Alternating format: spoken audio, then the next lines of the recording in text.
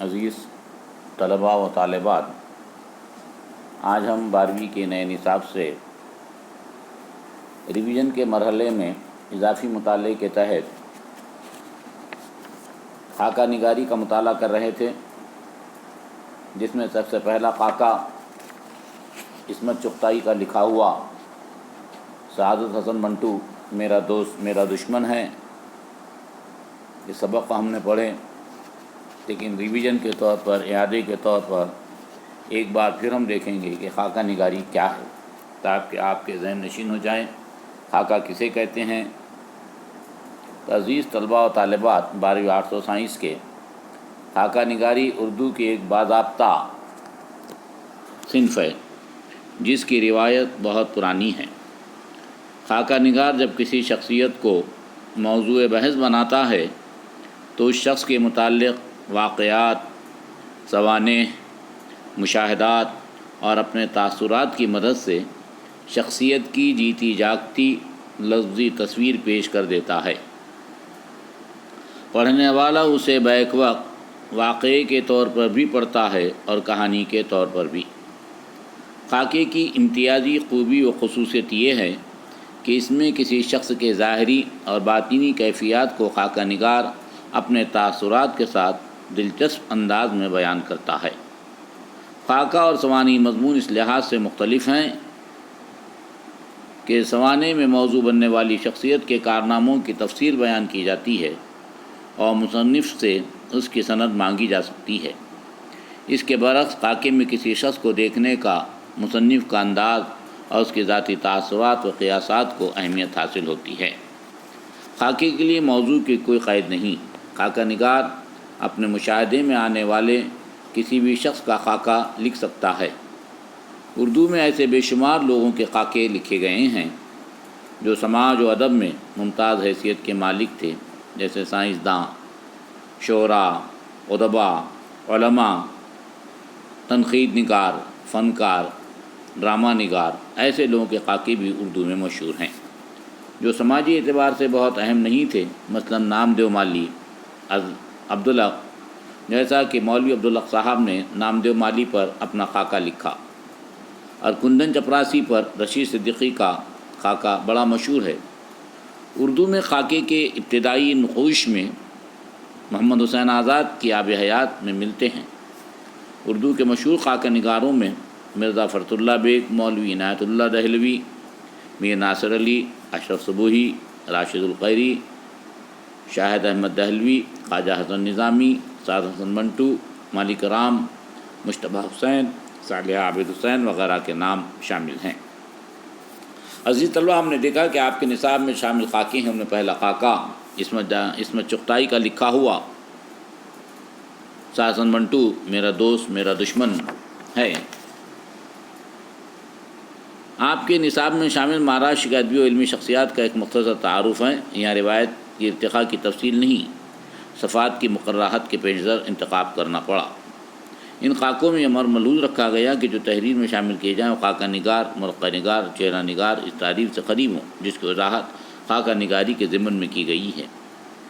ہمارے نصاب میں شامل پہلا خاکہ عصمت چغتائی کا تحریر کردہ ہم نے پڑھا۔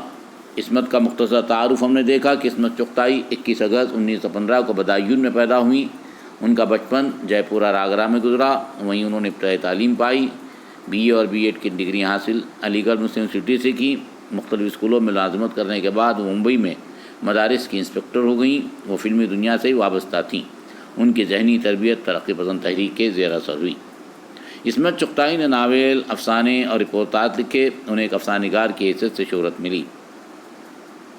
دو ہاتھ، چھوئی موئی، کلیاں اور چوٹیں ان کے افسانوں کے مجموعے ہیں۔ ضدی، ٹیڑھی لکیر، معصومہ، سودائی اور ایک قطرہ خون ان کے اہم ناول ہیں۔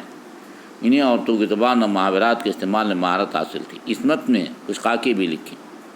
ان میں دوزخی بہت مشہور ہوا، جو انہوں نے اپنے بھائی عظیم بیگ چغتائی پر لکھا ہے۔ ممبئی سے بھوپال تک ان کا ایک یادگار رپورتاژ ہے۔ عصمت کی تحریروں کی خاص پہچان ان کی طنز آمیز زبان ہے۔ مسلم گھرانوں کے لڑکوں اور لڑکیوں کی طرز زندگی اور نفسیات پر ان کی گہری نظر تھی۔ ان کا انتقال 24 اکتوبر 1991 کو میں ہوا۔ عصمت چغتائی نے یہاں سازن منٹو پر جو افسانہ خاکہ لکھا ہے وہ بڑا دلچسپ ہے۔ سازن منٹو 11 مئی 1912 کو لدھیانہ کے گاؤں سمرالہ میں پیدا ہوئے۔ ابتدائی تعلیم امرتسر میں حاصل کی، اعلیٰ تعلیم کے علی گڑھ گئے، لیکن زیادہ دنوں تک تعلیم جاری نہ رکھ سکے اور جلد ہی ملازمت اختیار کر لی۔ اخبار مساوات امرتسر اور ہفتہ روزہ مسافر ممبئی وغیرہ میں بھی ادارت کے فرائض انجام دیے۔ انہوں نے آل انڈیا ریڈیو کے لیے ریڈیائی ڈرامے اور فیچر بھی لکھے۔ بعد میں وہ فلمی دنیا سے وابستہ ہو گئے۔ منٹو اردو کے ایک بڑے افسانہ نگار ہیں۔ موضوع اور تکنیک کے اعتبار سے ان کے افسانے امتیازی حیثیت رکھتے ہیں۔ 1936 میں ان کے افسانوں کا پہلا مجموعہ آتش پارے منظر عام پر آیا۔ بعد میں ان کے متعدد افسانے مجموعے شائع ہوئے۔ نیا قانون اور ٹھنڈا گوشت، کالی شلوار، توبہ ٹیک سنگھ، موزیل اور ہتک ان کے اہم اور مشہور افسانے ہیں۔ انہوں نے افسانوں کے علاوہ مضامین اور خاکے اور کئی فلموں کے اسکرپٹ بھی لکھے۔ گنجے فرشتے ان کے خاکوں کا مجموعہ ہے۔ عزیز طلبہ، یہ عصمت چغتائی کا تحریر کردہ خاکہ سازن منٹو میرا دوست میرا دشمن ہے، اس کے آخری پہلو میں ہم دیکھیں گے کہ منٹو تحریر و تقریر گفتگو دونوں میں بڑے بے باک ہو جاتے تھے۔ الفاظ کی تیزی اور لہجے کی شدت سے کبھی رعونت و غستاخی اور انانیت و ہٹدرمی بھی ظاہر ہو جاتی تھی، لیکن عصمت چغتائی کے مطابق ان خرابیوں میں قسم کی بے ساختہ شگفتگی و تازگی ہوتی تھی، جو مخاطب پر بار نہیں گزرتی تھی بلکہ اسے بھی مثبت طور پر متاثر کرتی تھی۔ سعد حسن منٹو کے لہجے کی شگفتگی سے خاکے نگار کو مور کے پروں کے جمالیاتی ترتیب سے ظاہر ہونے والے ذہنی اور نفسیاتی فرق کو اس کا احساس ہوتا ہے، اس لیے منٹو کی آنکھوں کو دیکھنے پر انہیں مور کے پروں کی یاد آ جاتی ہے۔ مصنفہ مور کے پروں کے نقش و نگار اپنے مرکز میں ایک چشم نما دائرہ رکھتی ہے۔ منٹو پاکستان چلے گئے اور عصمت چغتائی اور ان کے درمیان گفتگو خط کے ذریعے ممکن ہو پاتی تھی۔ اس خاکے میں انہوں نے سازن منٹو کے لکھے گئے خطوط کا ذکر کیا اور انہی کے توسط سے پاکستان نے منٹو کی حالت کو ظاہر کرنے کی کوشش کی۔ ظاہر ہے ہندوستان سے جب پاکستان سازن منٹو چلے گئے، ان کی معاشی حالت خراب رہی اور اس سے اپنی ذہنی و قلبی بیداری کا ذکر کیا اور پھر آخری خط اور اس میں اپنی ذات پر ایک مضمون لکھنے کی فرمائش و درخواست کو بیان کیا۔ چونکہ سازن منٹو کی حرکتوں سے متعلق باتیں سن کر عصمت چغتائی ذہنی و قلبی طور پر اکتا چکی تھیں، ان کے منہ سے نکل گیا، اب تو مرنے کے بعد مضمون لکھوں گی۔ بہرحال منٹو عصمت کے دل و دماغ پر ایک بوجھ لاد کر دنیا سے رخصت ہو گئے۔ یہ بوجھ خاکہ نگار کے لیے کسک ہو کر رہ گیا، جو انہیں ہر وقت جھنجھوڑتا رہتا ہے، جیسے کوئی قرض انسان کو پریشان کیے رہتا ہے۔ منٹو کا انہیں بہن کہنا ہی عصمت کے لیے ایک بڑا قرض تھا۔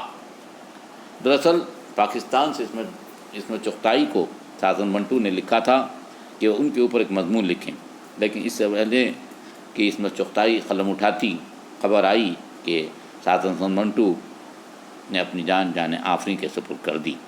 تو عزیز طلبہ، یہ تھا خاکہ جس کو ہم نے پڑھا، جس کو ہم نے دیکھا۔ ہم خاکہ نگار مصنفہ کی زبان و بیان کو سمجھنا ہوگا، خاکے کی طرز تحریر کیسی ہوتی ہے اس کو دیکھنا ہوگا۔ میں آپ لوگوں سے گزارش کرتا ہوں کہ اس خاکے کو ایک بار اپنی بیاض میں لکھ کر نکالیے۔ خاکے کو لکھ لینے سے آپ کو پتہ چلے گا کہ زبان و الفاظ کس طرح ہوتے ہیں۔